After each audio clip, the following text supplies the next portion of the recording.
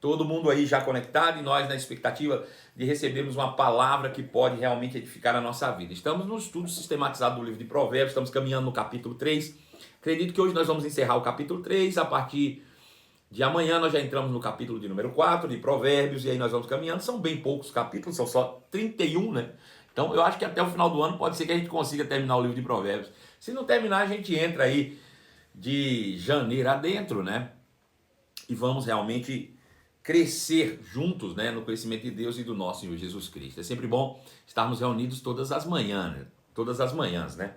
Isso para mim é uma grande honra, uma grande satisfação aí para vocês. Bom, vamos lá, nós já temos uma audiência desejável, vamos começar o nosso estudo sistemático do livro de Provérbios. Quero ler com você Provérbios capítulo 3, versos 33 a 35, que é onde nós vamos fechar aí realmente todo o conteúdo do capítulo 3, né? Eu vou ler para você o que está escrito aqui, diz assim: a maldição do Senhor habita na casa do perverso. É isso mesmo. A maldição do Senhor habita na casa do perverso. Porém, a morada dos justos ele abençoa. Veja, a maldição do Senhor habita na casa do perverso, porém, a morada dos justos ele abençoa. Certamente ele escarnece dos escarnecedores, mas dá graça aos humildes, né?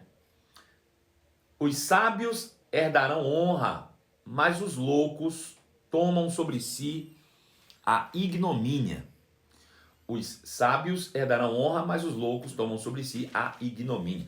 E aí fechamos o capítulo 3 de Provérbios, né? Nesses 3 versículos surgem muitas palavras e talvez alguns questionamentos também. Pode parecer que são simples e a gente não tem muito o que ver nesses versículos, mas é importante a gente se atentar para algumas coisas. A primeira coisa que eu quero dizer para você é que quando nós lemos livros como Provérbios e outros livros mais da Antiga Aliança, a gente precisa procurar um contexto bíblico geral que nos ampare nas afirmativas que foram descritas aqui. Por exemplo, nós pegamos o versículo 33 e diz assim: a maldição do Senhor habita na casa do perverso, porém a morada dos justos ele abençoa. Então veja que existe aí um contraponto de afirmações, ou uma antagonia na sentença. O que isso quer dizer? Quer dizer o seguinte, ele diz: a maldição do Senhor habita na casa do perverso. Perverso, né? Porém, a morada dos justos ele abençoa. Então, a primeira coisa que a gente vai observar é que a palavra perverso e justos aí, elas são antagônicas, elas são contrárias, né? Justos e perversos. Ou seja, esse perverso aí, o qual o escritor se refere, está falando de pecadores, né? Pessoas que pecaram contra Deus, estão destituídos da sua glória, e é isso que ele está falando. Então o primeiro versículo diz: a maldição habita na casa do pecador.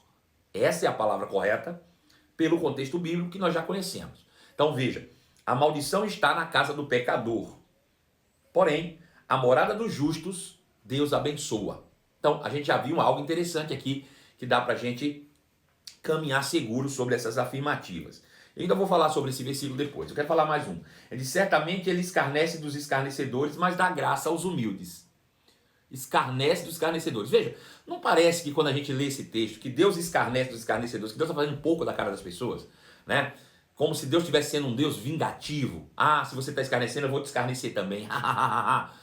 Bom, mas aí como é que eu chego à luz e entendimento desse versículo? É que esse versículo ele foi traduzido para a Nova Aliança e falado, citado por pelo menos 2 vezes. E uma delas citado por Pedro, né? E ele diz o seguinte, que Deus resiste ao soberbo e não ao escarnecedor. Ele resiste ao soberbo, mas aos humildes ele concede a sua graça. Deus resiste ao soberbo, mas ao humilde ele concede a sua graça. É esse versículo aqui que foi traduzido dessa maneira na Nova Aliança. Então fica claro quando ele diz que ele escarnece dos escarnecedores, o que ele está dizendo de fato é que ele resiste aos soberbos.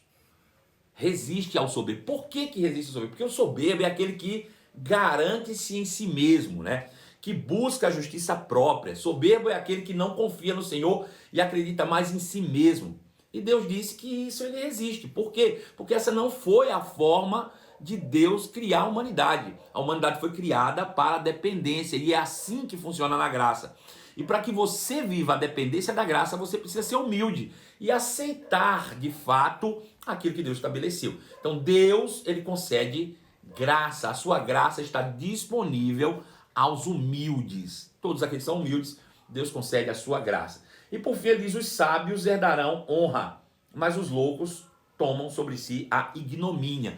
E aí aparece mais uma vez uma palavra um pouco diferente, a palavra ignomínia, que também é usada na Nova Aliança, né, como vergonha. Vergonha. Então ele diz que os sábios, eles herdarão a terra, porém, os loucos ou os insensatos, é isso que ele quer dizer, ele está falando de louco, doença mental, ele está falando de louco, segundo o que Jesus disse, que são aqueles que ouvem a palavra e não as praticam, insensatos. Estes tomam sobre si a vergonha. Então veja, dentro desse aspecto todo aí, é bem interessante para a gente entender esse texto. Eu quero ler ele também em uma outra versão que diz assim, o Senhor amaldiçoa a casa dos perversos, ou, como nós já sabemos, dos pecadores, mas abençoa o lar dos justos. O Senhor resiste aos soberbos, mas concede graça aos humildes. Os sábios recebem honra como herança, mas os tolos são envergonhados em público. É isso que diz o texto aqui. Então veja, a gente sabe que através do Novo Testamento, né, ou do novo nascimento, quando nós nascemos de novo, aceitamos Jesus como Senhor da nossa vida, nós somos regenerados para uma nova vida, né? Nós estávamos perdidos, nós éramos pecadores, nós estávamos amaldiçoados, vivíamos debaixo de maldição, estávamos mortos espiritualmente, como disse Paulo em Efésios capítulo 2, verso 1, vós estavam mortos nos vossos delitos e pecados. Eles, todos nós estávamos mortos nos nossos delitos e pecados, porque acostumávamos viver dessa maneira lá no mundo, né? Mas Deus, ele que é rico em misericórdia, com grande amor que nos amou, deu-nos vida juntamente com Cristo. E aí na nova vida em Cristo nós somos capacitados para viver toda a boa obra. Então veja, ele faz agora um contraste entre aqueles que aceitaram Jesus, aqui no livro de Provérbios, e aqueles que estão no mundo. E muitas vezes a gente olha para as pessoas que estão no mundo, né, e atribui a eles, vamos botar dessa maneira, uma certa maldade, mas na verdade é que eles estão inseridos debaixo de uma maldição que foi imposta pelo nosso ancestral Adão. Eles estão nessa condição. Você querer que alguém que está no mundo, aí tem que ser seu parente, seu irmão, seu pai, sei lá, tenha um comportamento igual ao seu, que é justo, veja, isso é completamente antibíblico, né? Às vezes ontem mesmo a gente falou, olha, não procura, antes de ontem nós falamos sobre o comportamento desejável daqueles que aceitaram a Cristo. E muitas vezes a gente coloca da seguinte maneira, poxa, mas eu estou sendo pacificador, mas a pessoa está brigando comigo. Veja, ela está brigando com você porque ela está na condição de injustiça, ela está numa condição de maldito. E para um maldito brigar é natural, mas para nós que fomos abençoados, o natural é ser um pacificador. Então cada um vai viver de acordo com a sua natureza do momento, daquilo que você vive naquele momento. Eu não posso cobrar que os pecadores vivam como justos, quando na verdade eu que sou justo tenho um comportamento às vezes de pecador, né? Eu tenho que estar com isso muito bem claro. E sobre a terra existem dois tipos de povos, os que são malditos e os que são benditos. Legalmente todo mundo era para ser bendito, mas só aqueles que aceitaram a Cristo recebem esse benefício. Então eu não posso colocar tudo dentro do mesmo saco, do mesmo balaio e achar que tudo isso é igual. Não posso, eu tenho que entender o meu comportamento como justo e entender o comportamento do mundo como ímpio. E com base naquilo que a Bíblia diz, evitar o meu comportamento parecer com o comportamento do mundo. Foi o que Paulo disse em Romanos capítulo 12, verso 2, disse, eu não posso me conformar, eu não posso imitar o comportamento do mundo, porque o mundo está debaixo de maldição. Nós não. Nós estamos na bênção, nós somos abençoados. Não é? Mas o mundo está debaixo de maldição.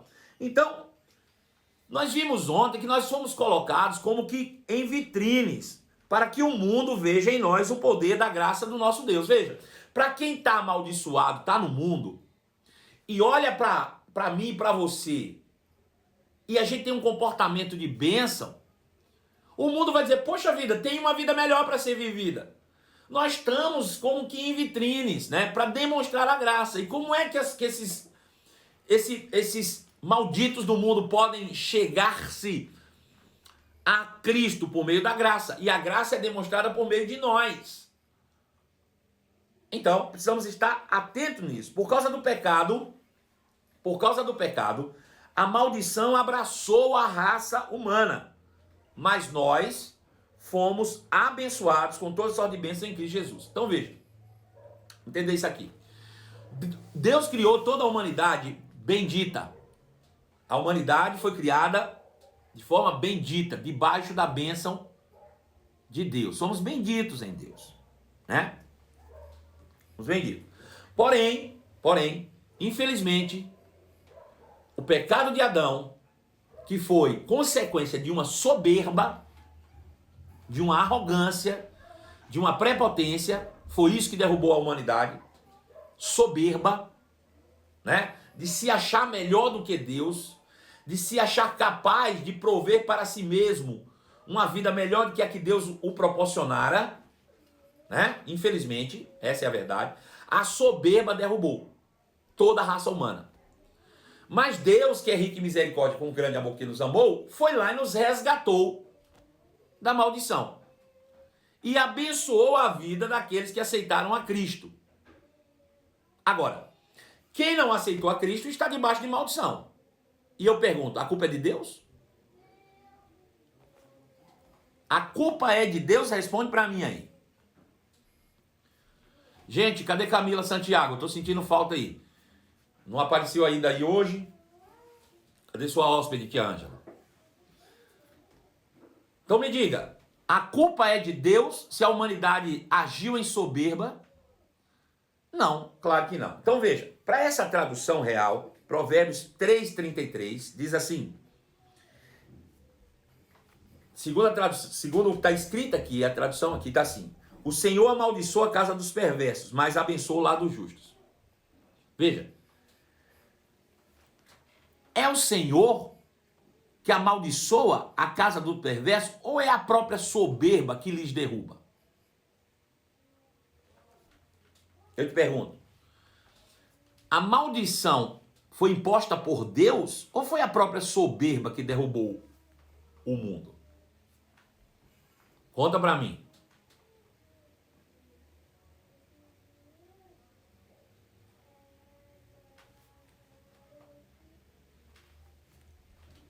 A soberba disse aí. Então, a maldição na casa do perverso, certo? E essa palavra perverso aí nós sabemos que é pecador, né? Então veja, existe uma maldição operante na casa daqueles que não fizeram de Jesus Senhor da sua vida. Isso é fato. Fato. Existe maldição na casa dos pecadores. Eles estão debaixo de maldição. Foi Deus que os impôs essa maldição? Não foi não. A maldição foi causada pela soberba. Pela soberba. Agora, veja, ele diz, mas na casa do justo a bênção, porque Deus os abençoou. Por que foi Deus que abençoou os justos? Porque foi Deus que proveu a justiça. A justiça é a manifestação da bênção de Deus. Veja, lá em Gálatas capítulo 3, verso 13, diz, Cristo nos resgatou da maldição da lei, fazendo-se ele mesmo maldição em nosso lugar. Porque está escrito, maldito todo aquele que for pendurado no madeiro, para que a bênção de Abraão, ou a bênção que Deus concedeu a Abraão, também chegasse a nós, gentios.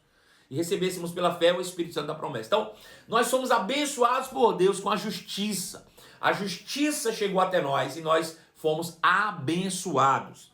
Então, lê-se assim o Provérbios capítulo 3. Existe maldição na casa do pecador, mas Deus abençoou o lar dos justos. Nós somos justos e somos abençoados. Provérbios 3,34 diz, o Senhor zomba dos zombadores, mas concede graça aos humildes. E nós já vimos que ele está dizendo o seguinte, o Senhor resiste aos soberbos, mas concede graça aos humildes. Veja, o Senhor resiste aos soberbos. Lá em 1 Pedro, capítulo 5, verso 6. Antes disso, o Senhor resiste aos soberbos, mas concede graça aos humildes. A soberba derrubou a humanidade e continua até hoje causando destruição. o que é que impede as pessoas de serem abençoadas? Uma vez que Deus já providenciou a bênção. Eu vou perguntar para você, para ver se você pegou o negócio mesmo. Uma vez que Deus já proveu a bênção, que é a justiça, por que as pessoas continuam sendo malditas? O que é que as impulsiona à maldição? Quem pode falar isso para mim? Uma vez que Deus já proveu a bênção, por que as pessoas continuam debaixo de maldição? O que é que eles motivam à maldição? Quem pode me responder? Soberba, disse Adriana. Exatamente. Eles continuam sendo soberbos. A questão é o seguinte, é que quando a gente olha lá no mundo, a gente pode ver alguém, não, mas eu conheço alguém que está lá no mundo que não é cristão, que não aceitou Jesus, mas que é alguém muito humilde. Mas só o simples fato da pessoa não receber da parte de Deus a graça já denota total soberba. Porque a pessoa que não vive a graça de Deus, ela atribui a si mesmo os seus próprios resultados. É isso que é soberba. Essa é que é a soberba. Entendeu? Quando eu acredito que sou capaz de prover para mim mesmo e não confio em Deus. Por isso, está escrito em Provérbios 16, 18, assim: a soberba precede a destruição e a arrogância precede a queda. A soberba precede a destruição de qualquer pessoa. De qualquer pessoa. Agora, com o caminho da graça, qual é o caminho da graça? O caminho da graça é a humildade. Uma vez que a soberba derruba, a graça te exalta. E o que é graça? É você não fazer nada por merecer, é acreditar que tudo provém dele. Isso é humildade. Se submeter a Deus. Assim como a soberba derruba, a graça te exalta. Entendeu? Essa é a concepção. Veja, Pedro diz isso no capítulo 5 da sua primeira carta, versículo 6. Portanto, humilhem-se debaixo do grande poder de Deus, e no tempo certo ele os exaltará. Entregue-lhes todas as suas ansiedades, pois ele cuida de vocês. Estejam atentos. Pois Deus se opõe aos soberbos, mas concede graça aos humildes. Deus se opõe, Deus resiste. E aí ele usa esse texto de Provérbios 3, 4 para exemplificar isso. Vou ler de novo lá em 1 Pedro capítulo 5. Ele diz assim: todos vocês, versículo 5, vistam-se de plena humildade em todos os relacionamentos de uns para com os outros, pois Deus se opõe aos soberbos, mas concede graça aos humildes. E esse texto que ele usa para essa base é o texto de Provérbios. Ele diz, portanto, humilhem-se debaixo da poderosa mão de Deus. Veja, quando a Bíblia diz humilhai-vos debaixo da poderosa mão de Deus, não está falando para você falar mal de si mesmo. Humilhar-se debaixo da poderosa mão de Deus é confiar única e exclusivamente no poder de Deus disponível para nos restaurar, nos suprir e nos manter de pé por meio da sua graça. Isso é humilhar-se. Humilhai-vos debaixo do poder de Deus para que no tempo certo ele vos exaltará. É entregar a Deus toda a nossa ansiedade, sabendo que ele tem cuidado de nós. É não andar ansioso, é não andar preocupado. Humildade é confiar de todo o coração no Senhor. É não andar ansioso por nada, sabendo que Deus está cuidando de você. Ah, mas eu queria tanto que tal coisa tivesse acontecido já. Não aconteceu, meu filho? Deus está cuidando de você. Não force a barra. Não promova a si mesmo. Cuidado com essas autopromoções, né?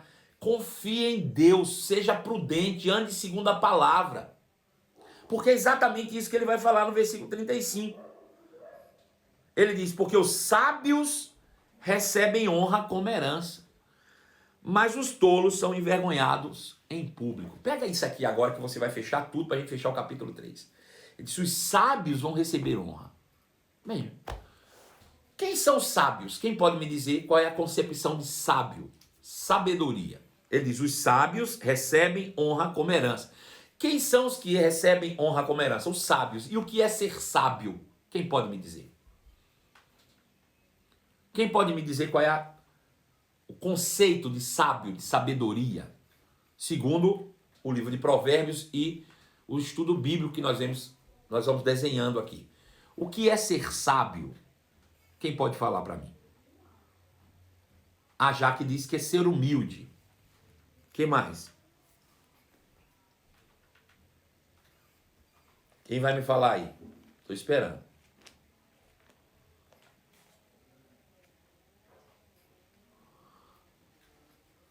Disse Débora Cunha, o que pratica a palavra. Felipe Carvalho, o que pratica a palavra. Exatamente, Mateus capítulo 7, verso 24. Diz assim, todo aquele, pois, que ouve estas minhas palavras e as pratica, será comparado a um homem sábio. Sabedoria é ouvir a palavra e praticar. Agora veja, qual foi a palavra que nós ouvimos até então? Veja, a Bíblia diz, honra teu pai e tua mãe. A Bíblia diz, seja obediente. A Bíblia diz, siga a minha palavra. A Bíblia diz, ande retamente. A Bíblia diz, ande em justiça. A Bíblia diz, siga os conselhos. Isso é sabedoria. E a Bíblia diz que se eu ando em sabedoria, eu recebo honra. Vou ser honrado, vou ser colocado em patamares altos. Então tudo que eu preciso é praticar a palavra e não me desviar dela. Agora, ele diz, tolo é aquele que ouve e não pratica. E aí a Bíblia diz que esse será envergonhado em público. Envergonhado em público. Veja, não praticar a palavra leva você a uma vergonha pública. Veja como a gente vai de um extremo a outro e tudo isso concernente à prática da palavra. Você ouve a palavra e pratica, você é honrado, exaltado, levantado. Mas se você ouve a palavra, faz ouvido de mercador e faz o que dá na tua telha, a Bíblia diz, vai ser envergonhado em público.